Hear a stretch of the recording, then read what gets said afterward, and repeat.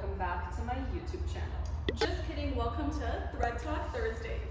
So we have Sabrina over here, our social media manager, that has been asking you guys if you have any questions you would like to address for Sadiyah and I to clear the air in regards to myth, how long it lasts, and what the best treatment option might be for you on camera. So here we are, going to talk about Botox versus fillers versus threads, the number one frequently asked question in our DMs. All right, let's start off with question number one. What is the difference between Botox fillers and video threads? Botox is a neuromodulator, and in the name itself, basically what it does, it blocks your muscle from motion. In that case, if you are experiencing any wrinkles on the forehead or crow's feet or the bunny lines by the nose that is activated with motion, all you have to do is just add a little bit of Botox, paralyze the muscle for about 3 to 6 months, and you will not have those expressions while you're moving the face. Which brings me to my second point, fillers. Anyone who is looking to bulk up the jawline to get more of a chiseled contour or to add volume on the prominent edges of the cheekbones, then a filler would be an incredible option for you. But anybody who is looking to get lifted and snatched to perfection, Threads are the only option. So threads are the only option for a traditional facelift, which is basically before threads, that's all we knew when it came to lifting the framework of the face or providing a tighter look to the overall appearance of the facial structures. And that's what we provide, mainly specialized in video threads here in Snatched LA. All right, question number two. When is it a good time to get Botox or filler if you're planning on getting video threads? So if you're getting PDO threads, we do it. It's okay. Okay.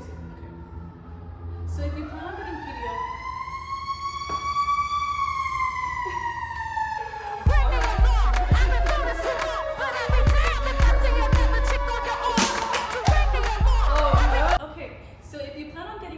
Threads and you want to do Botox and fillers prior, we do recommend getting it 2 weeks prior. That way your forehead will be frozen or the Botox will be taken into full effect and the filler will be nice and settled and you'll have no swelling and bruising. So then we're able to have a nice structured framework and we're able to lift the skin. It is always easier for us to kind of work on a baseline that's already healed versus getting your Botox or getting your filler, still having bruising or uneven swelling. That way we won't really know what to lift exactly. So we definitely recommend, even if it takes your body 3 weeks to heal, make sure you go through your proper healing process before booking an appointment for threads. But it's definitely 2 weeks prior. At least. Awesome. Next question. Do you do treatments on pregnant women? No, PDO threads are not recommended for anyone who is pregnant due to the inflammatory response that it can cause.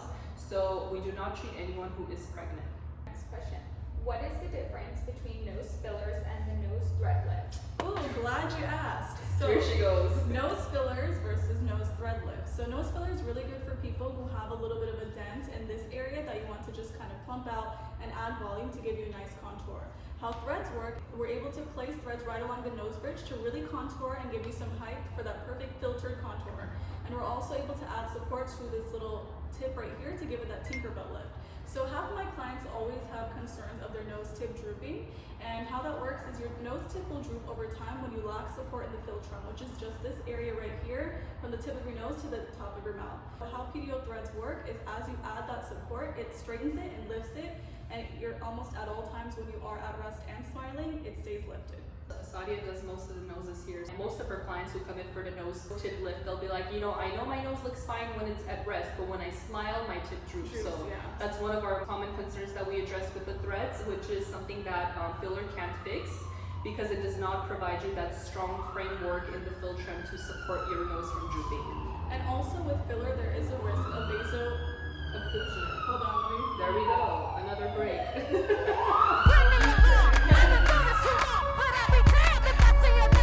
Also with nose filler, you do run that risk of vasoarterial occlusion, which could cause blindness, and that's one main reason why we don't work with filler in the nose. We only work with PDO threads. There's not much risk, and all it does is we place it along the bridge to give you that perfect chiseled nose, and same along with the philtrum to give you that perfect little Tinkerbell lift. So the next question is, what is the difference now between lip filler and PDO lip flips? So lip filler and PDO lip flips, this is a great question. Actually, the lip flip we offer with PDO threads, I would say is one of our most conservative treatments that we offer, and I must admit that the lip flip using PDO threads is best recommended for more mature and aged skin.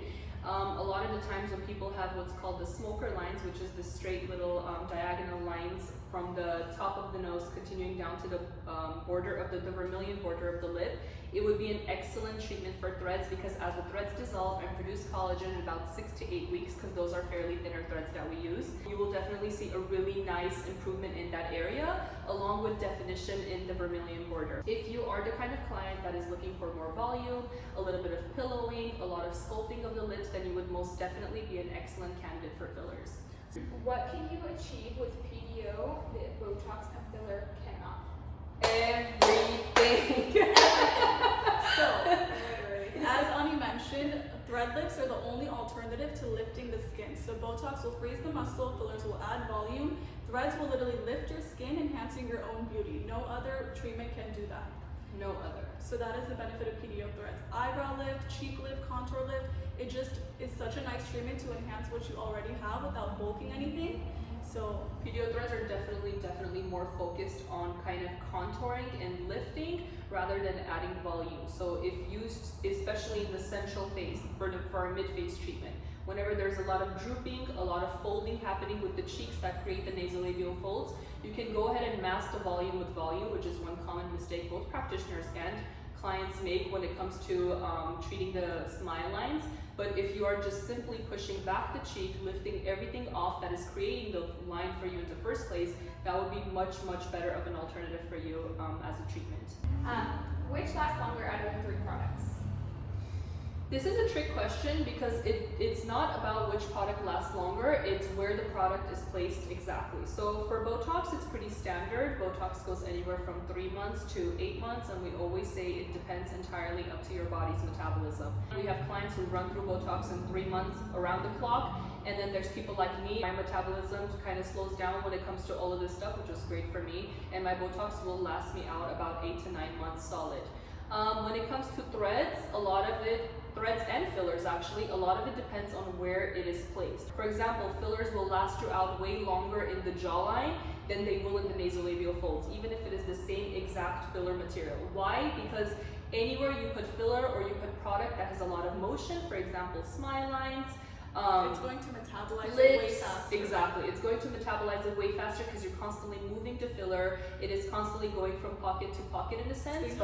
Exactly. But anywhere, just like a jawline or nose or anywhere you put a filler or PDO threads that are not entirely in motion at all times, those treatments will last you out way longer. Last question, guys. Will my face sag after the PDO threads dissolve? No, your face will not sag after the PDO threads dissolve because as they dissolve, they're replaced with your own body's collagen. You tell us. So the area is way tighter, more lifted, and actually better when our clients come around the second time. For example, for brow lift. Second and third treatments, the area is already so tight and it pulls even better. So for sure, it tightens the area over time, giving you that strong framework. We have never really had anybody come back saying that their face is Sagging more than, because it's not like we're adding volume to stretch out your skin or anything like that. We're just simply tightening and lifting it. So there is no sagging associated with PDO threads at all. Tightening and lifting. How many months are you out from your eyebrow lift? My brow lift, I'm about 8-9 months in, and my cheeks, we actually did it pre-quarantine, so looks like I haven't No smelled a day in my sagging on life. those eyebrows. Perfect eyebrows. Yeah, no sagging, nothing. That's it. Yeah, that's it, guys. So this concludes our questionnaire. Thank you guys for submitting our questions and being a part of our Thread Talk Thursdays. We do want to get into it and answer more of your questions because we do know that this is something super new on the market. Not a lot of people are specialized in it, and we kind of are your only hope. Just kidding. And we are more than glad to answer your questions. So anytime Sabrina posts a questionnaire, for sure submit your questions and we will do our best to answer them. Thank you guys. Thanks. Cute. Woo! We killed it, bro. No, it's not that at all. And I'm sweating.